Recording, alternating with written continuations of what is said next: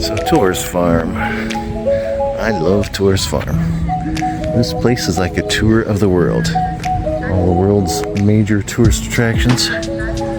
Looking all over the place there. You can go to Egypt, the Middle East, Washington DC, Paris, Easter Island, and many other places.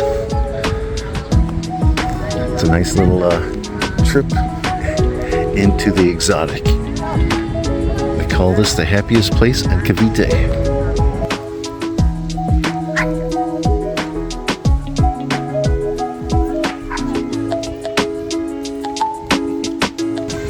There's the Burj Khalifa, Great Wall. China.